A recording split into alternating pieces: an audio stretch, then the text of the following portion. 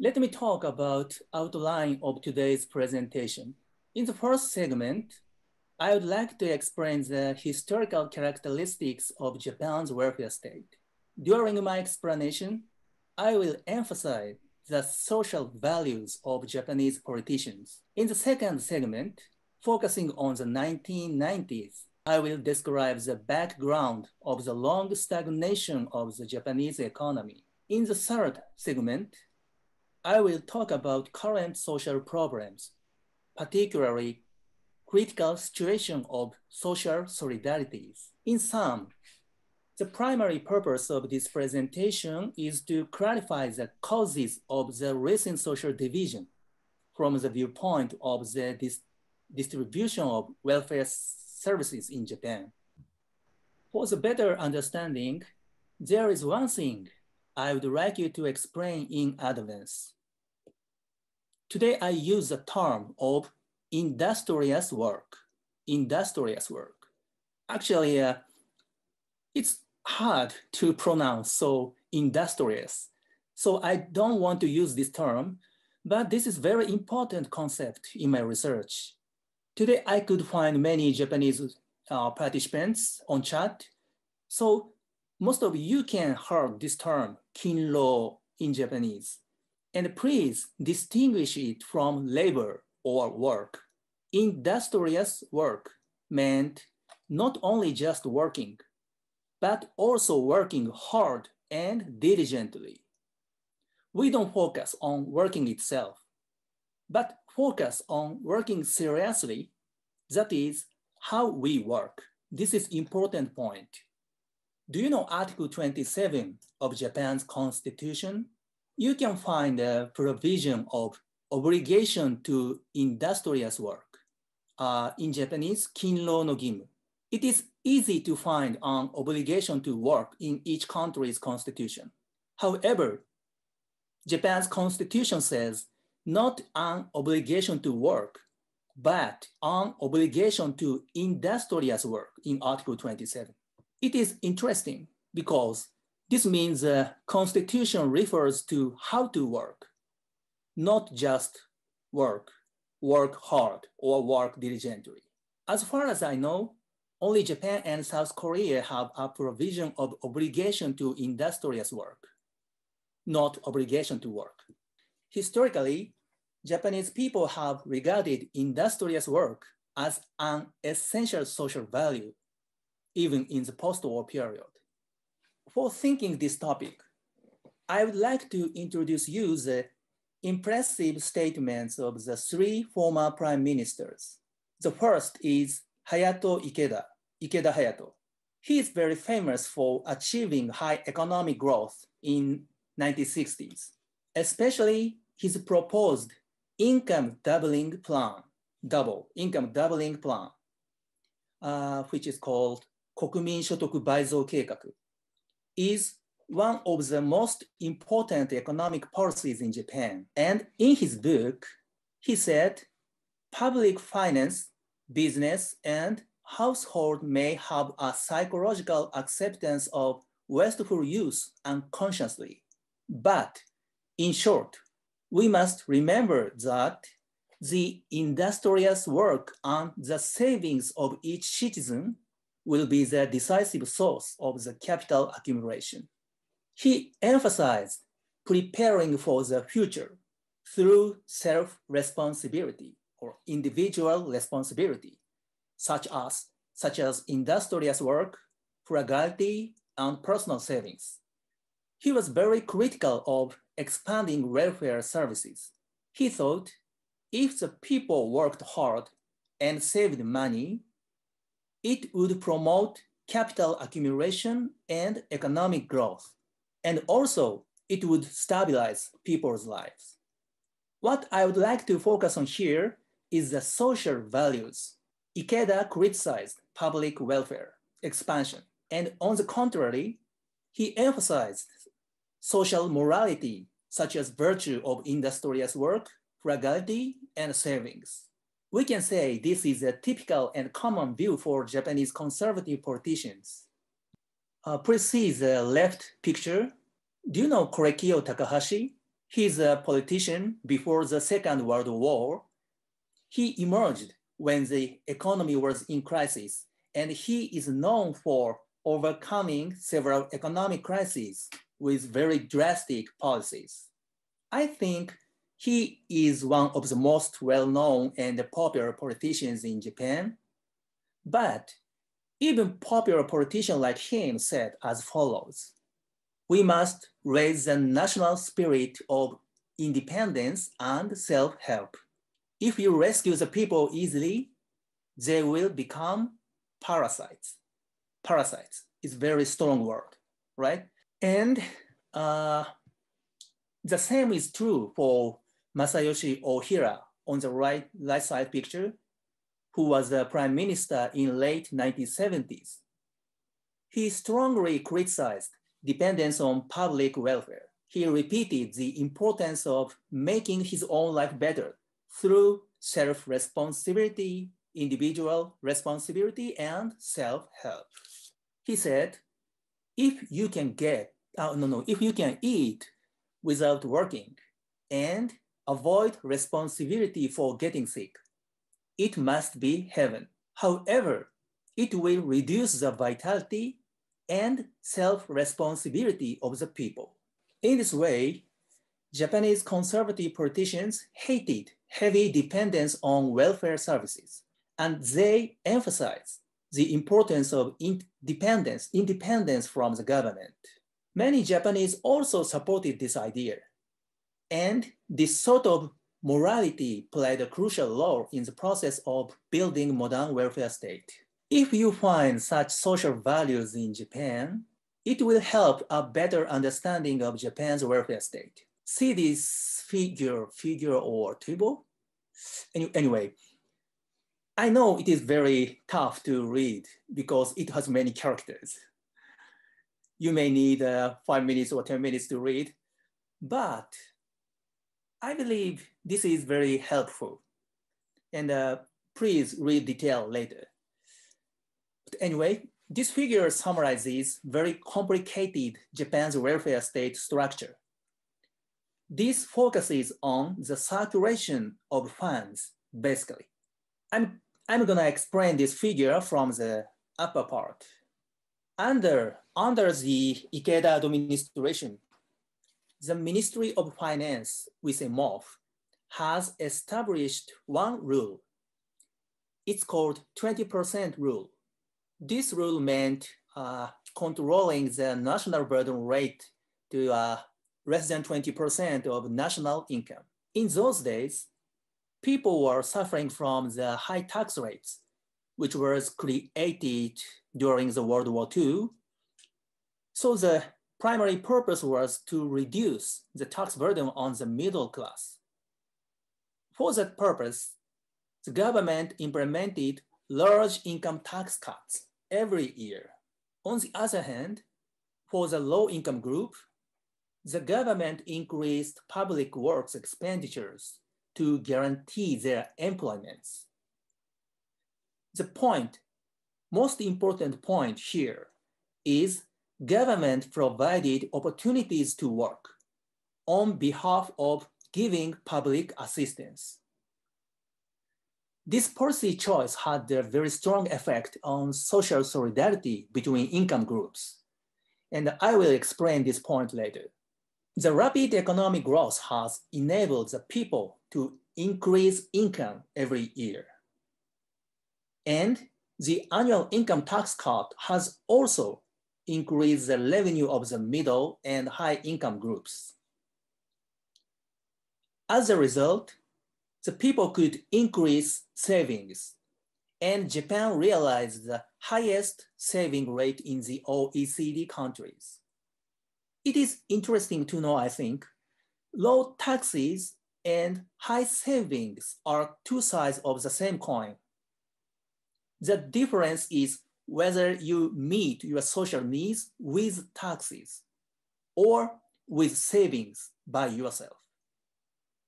To be precise, pensions and healthcare are not so bad in Japan because government think it is important to support workers' lives. But on the contrary, public assistance is very limited. There are two reasons. Firstly, as I pointed out, public works provided job to the low income class, so they don't need to use public assistance system. Secondly, people think it is very shameful to use public assistance. I think it's strange, but they intentionally avoided using it. I have seen such a data. Let me introduce it. In France, if you are eligible, 90% of people use public assistance, 90%. However, in Japan, only 15% of people use it. I think public assistance is a human right. So if you are eligible, or you should use this system. But in Japan, public assistance is considered a shameful thing. People do not think the rights. It's a very bad thing, I think. But anyway, it's a very important characteristics in Japan. And about social services were very low because people used their savings to buy social services such as education, child care, and elder care from the market. Oh, this means when we go to university, we have to fee by myself. And if you go to hospital, you have to pay 30% of the cost. So, I mean, we have to buy social services from the market. At the same time, homemakers provided child care and elder care on behalf of the government. In this way, we could build very small and cheap government in advanced countries. And people put money in state-owned post offices, and also people put money in private financial institutions. In the former case, postal savings, it was used for public works by the government. And then bank deposit, it's money in financial institutions. It was loaned to companies and used for private capital investment. So both are very stimulating to economy.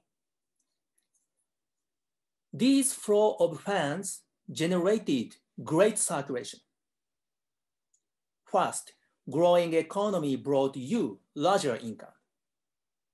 And the government returned money to you by tax cutting policy by every year. And you will put money in banks for the future use. And deposit will be used for the public works and capital investment. And it stimulated economy, and further, more economic growth generates. And it generates rich tax revenue and financial resources for tax cutting policy. It's a great circulation. After the oil crisis in 1970s, the industrial state regime has changed in many ways. I think I had better explain details if I have much time, but today I don't have enough time. But important point is its basic skeleton is still alive. Basic frame is still alive. Please see this figure. You can see the blue and red lines. The blue line is the ratio of social spending of GDP for the elderly. And the red line is the ratio of social spending of GDP for the working generation, younger generation. Japan's social spending for the working generation is the third lowest among OECD countries. The worst is Turkey. And the second worst is the United States. And next is Japan here. I think we need more careful discussion. Overall, the Japanese government offers higher social spending than the OECD average. So social expenditures in Japan is not so bad. However, the government concentrated social spending on the elderly. And for the working generation, fiscal support was extremely poor. In Japan, elderly's lives are guaranteed because they discharged their obligation to industrious work. On the contrary, working generation must work hard to discharge national obligation and future relief. Self-responsibility and self-help are the necessary conditions for both elderly and working generation. Let's change topic to the second segment. And the next topic is difficulties in Japanese economy since the 1990s. In the 1990s, the foundation of the Japan's welfare state, that is stable economic growth, was lost. First of all, I would like to emphasize the fact that historic economic transformation took place in the late 1990s. Yeah, I said historic transformation. Yes, it's true. It's a really historic transformation. This change was crucial for the Japanese economy, I think. This figure shows the surplus and shortage of funds at the macro level. Above zero here, above zero means saving. And below zero here, this means borrowing. Look at the red line here. This is the private sector. Private companies changed their attitude in the late 90s, especially in 1998. This is very important year in Japan's history of economy. Since the Meiji period, since the late 19th century, companies have borrowed money from financial institutions to make capital investments.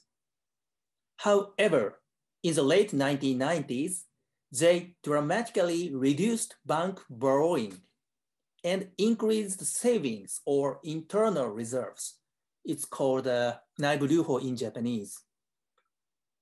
I will explain the reason later, but it's a very big change. Now look at the green line here. This is a household sector. Household savings are also declining continuously. In other words, since the late 1990s, private companies have reduced labor cost, so household savings were declining.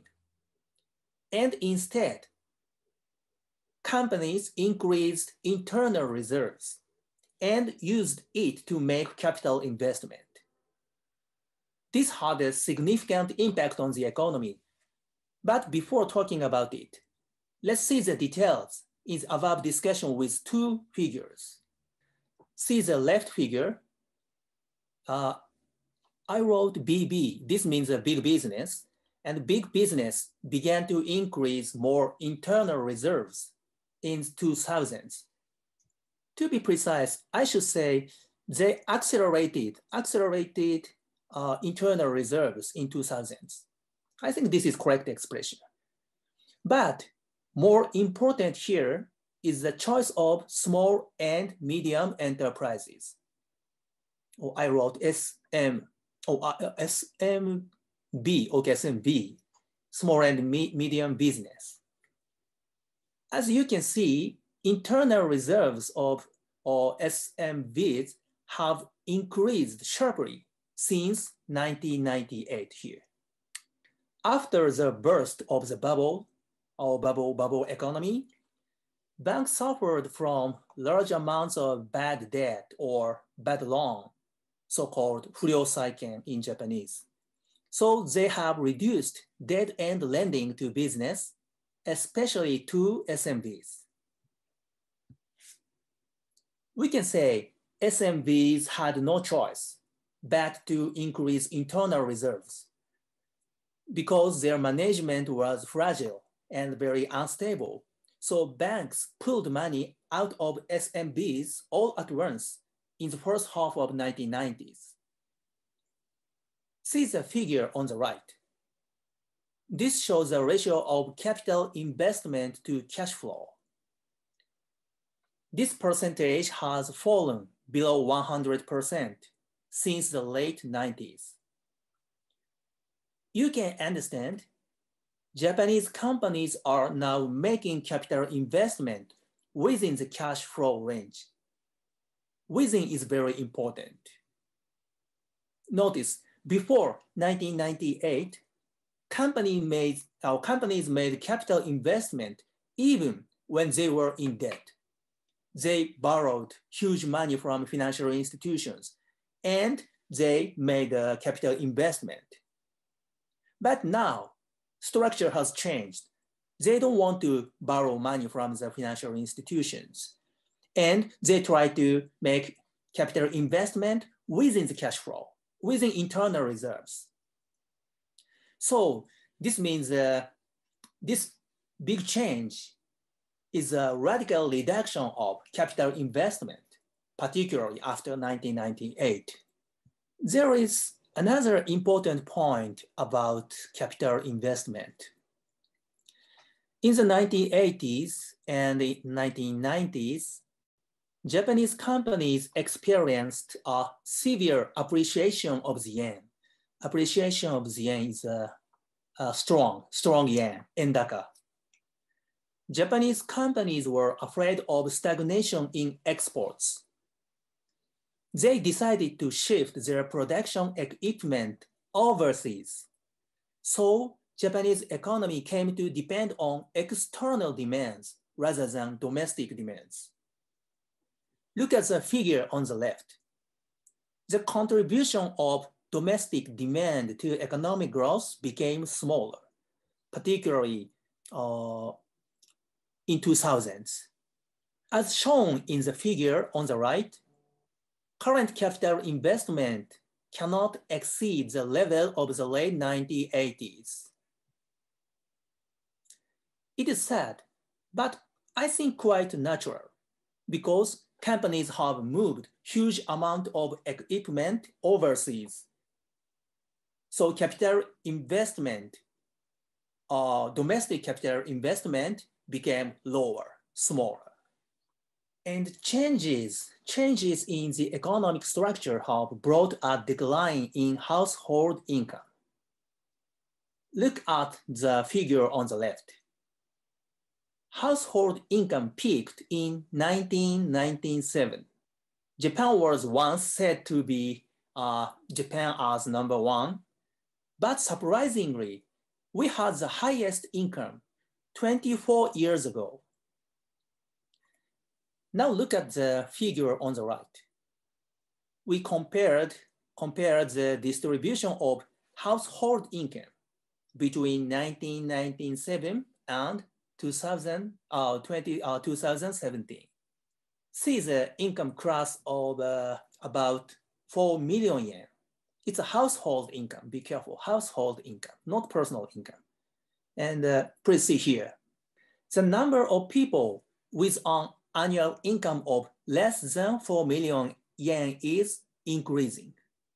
And the number of people with an annual income of 4 million yen or more is clearly decreasing. Now, people with an annual income of less than 3 million yen account for 31% of the total. And people with an annual income of less than 4 million yen account for 45% of the total. This ratio is almost the same as in 1989. It's a Heisei Gannen in Japan. In a sense, our income level has returned to 32 years ago. So please remember, annual income of less than 3 million yen account for 31% of the total. And for less than 4 million yen account for 45% of the total.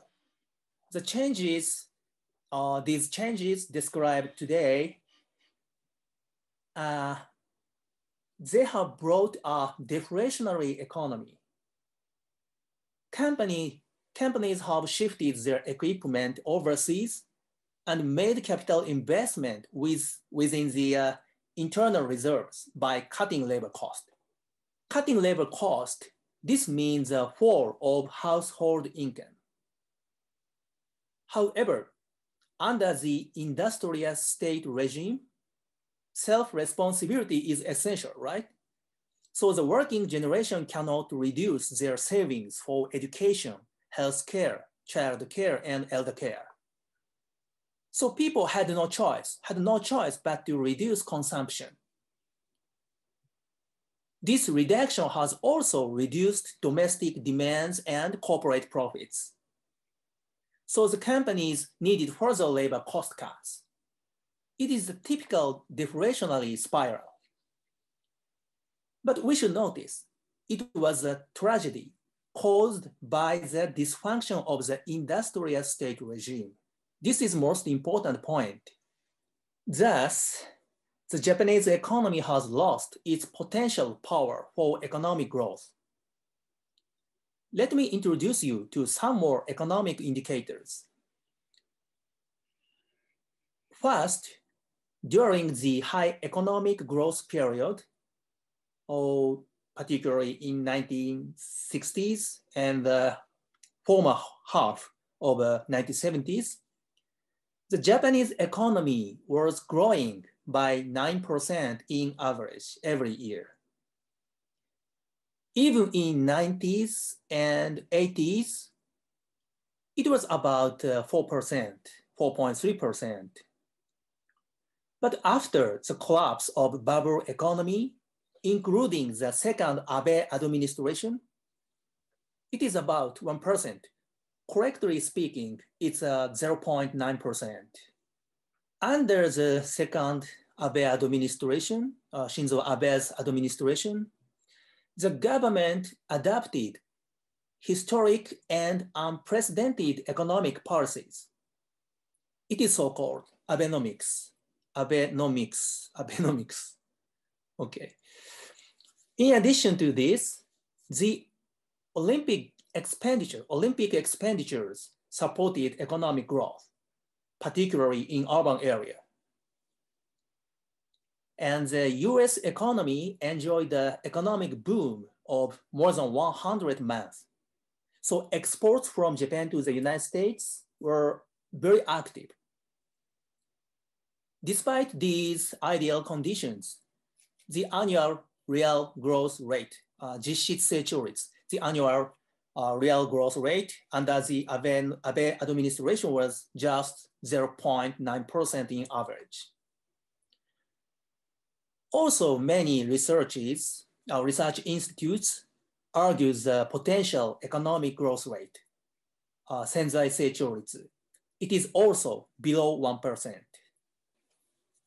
To be fair, I should say the fact, the Abe administration succeeded in increasing GDP by 40 trillion yen from 2012 to 2019.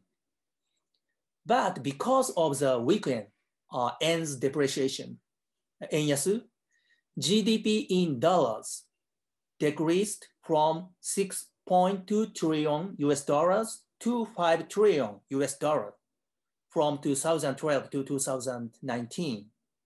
It's a reduction of almost 20%.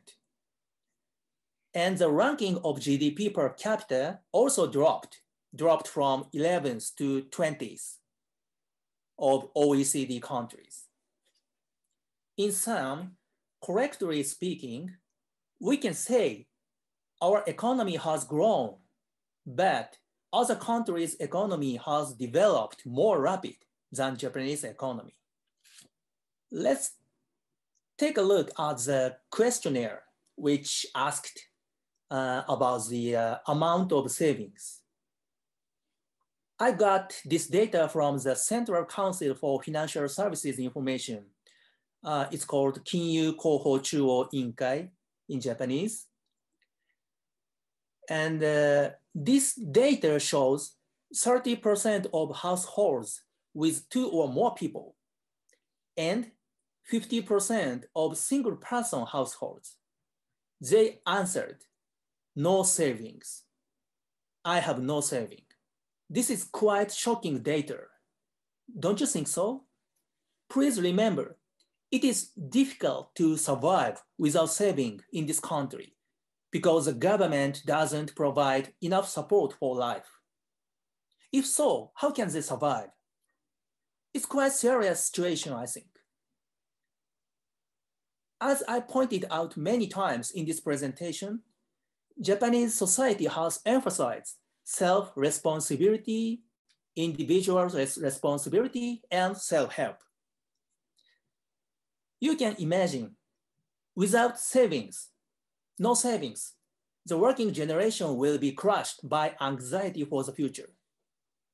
In fact, the number of committing suicide, the number of committing suicides rapidly raised in 1998 from 24,000 to 33,000. Just in only 1 year, the number of committing suicides increased more than 8,000 people. 1998 is a very important year, as I said, because it's a year when income began to decline.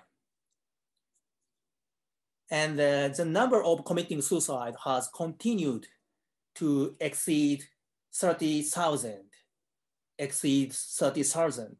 for 12 years. Most of these suicides were male workers in their 40, 50, and 60 years old.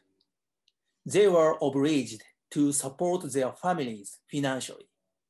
And many people were quitted, so fired, so they choose committing suicide. It was a tragedy. We made industrious state, and also we made a society in which the people cannot live by their own efforts. It's an unbearable contradiction, I think. It is very hard for me to say, but the basic conditions of the industrial state have collapsed. Declining income and savings have caused serious social anxiety for the future. But most people still believe they are in the middle class. It's a very important point. Surprisingly, there is a data showing 93% of respondents consider they are still in the middle class.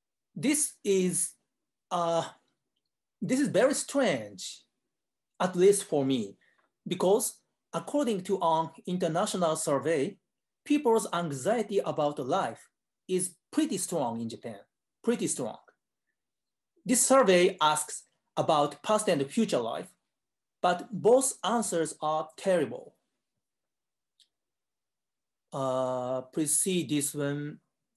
Change of financial situation compared to past 5 years. The ratio to answer much better or somewhat better.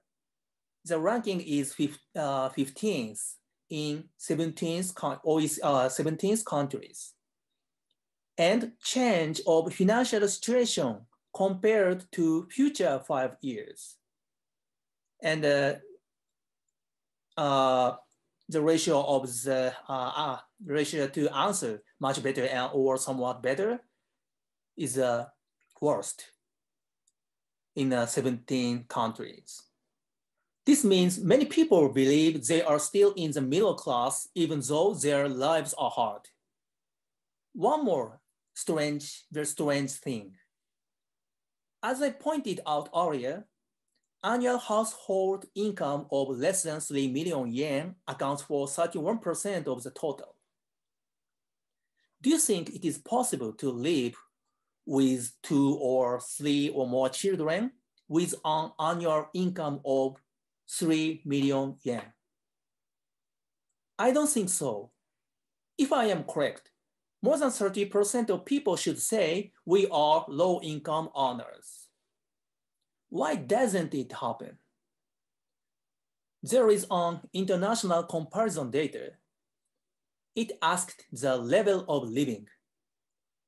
I found the percentage of those who answered, we are the lower middle. And Japan was the highest among the 38 countries. Many people feel, they said I am a middle class. But actually, it's a lower middle, chunoge. Many people feel they are barely in the middle class. In fact, over the last 30 years, consumption of food, drink, and clothing has decreased. The proportion of homeowners has also dropped significantly. I believe you know about the declining birth rate and late marriage. These are common problems in industrial nations.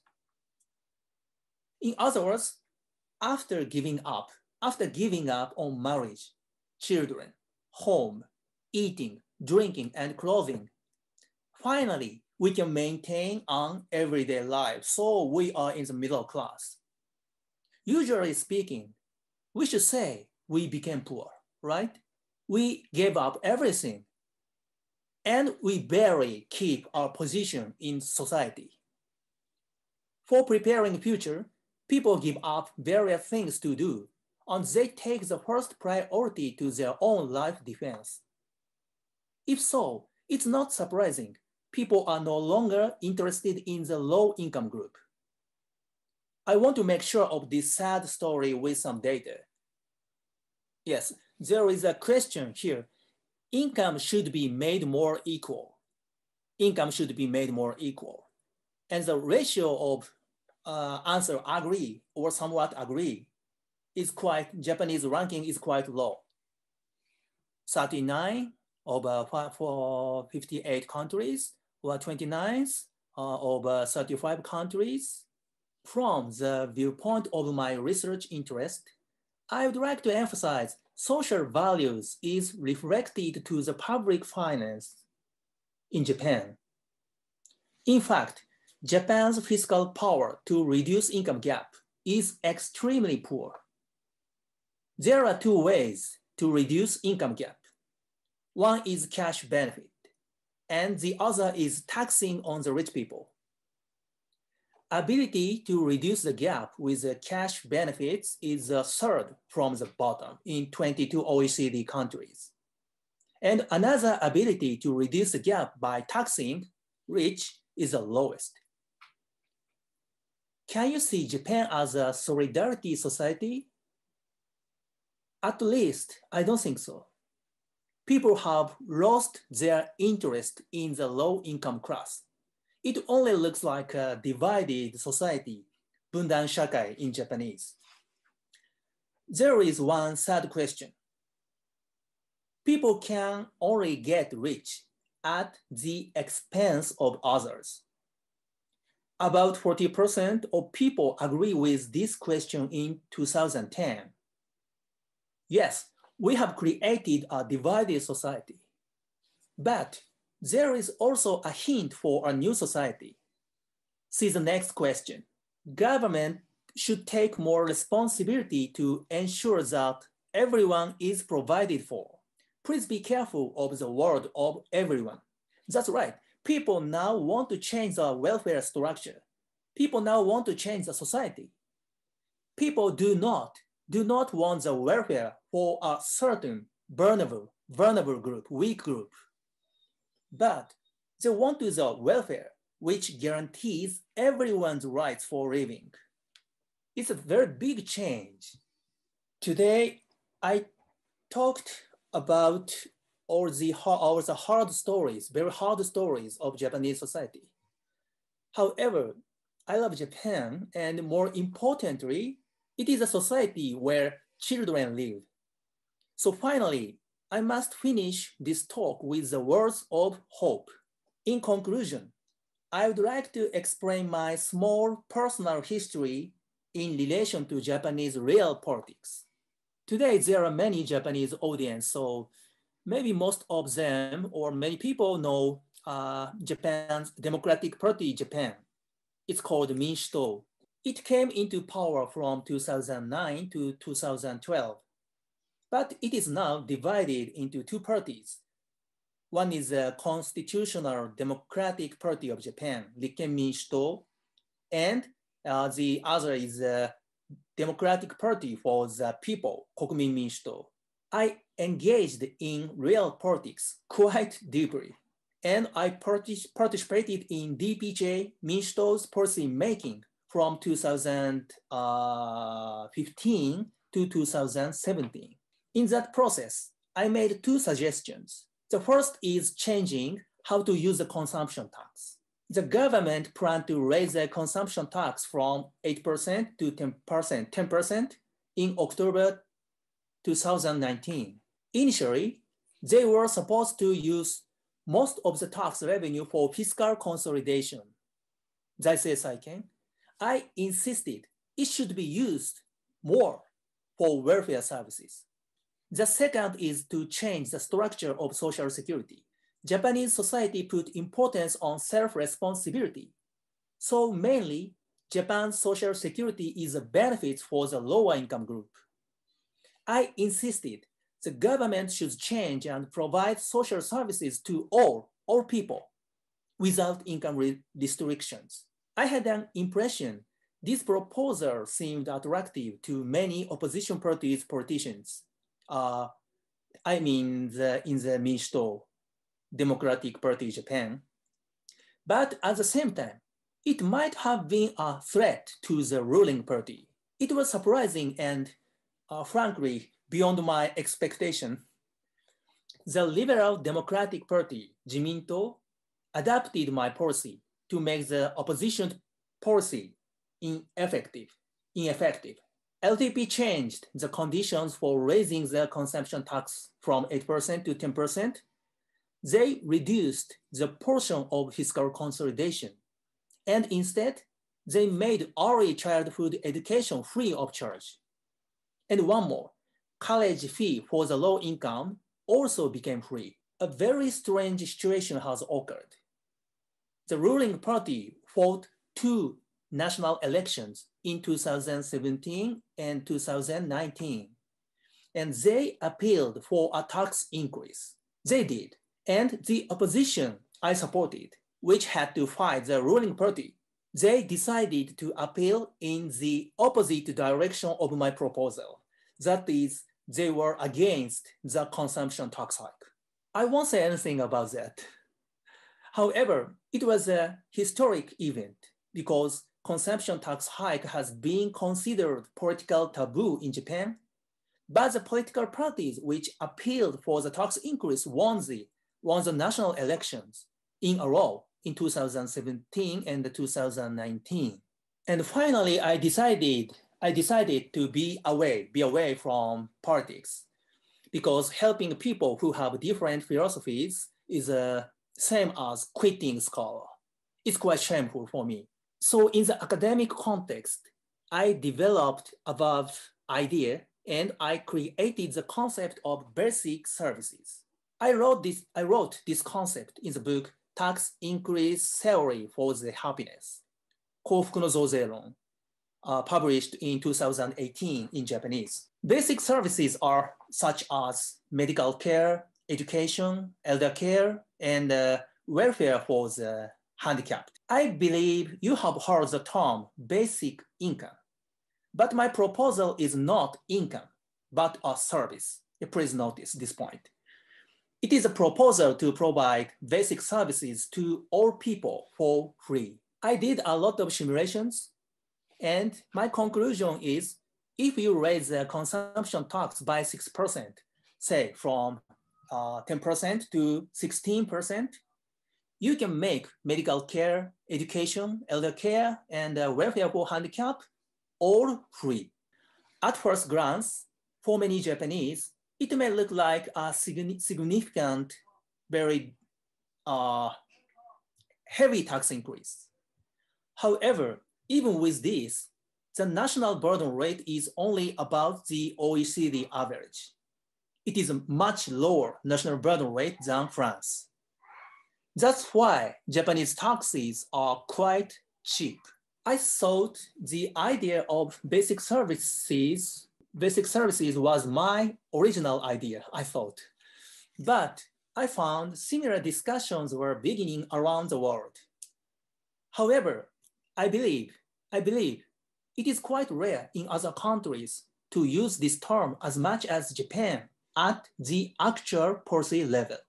Actually, I would like to introduce some of them, but today I don't have time, so please read these sentences later. But I think you can notice many political party executives, not only the opposition, but also the ruling party. Many political parties use this term, basic services, basic services, basic services. Yes, I think our society is changing, perhaps to the better direction. Okay, this is the last slide. France is a big power of welfare state.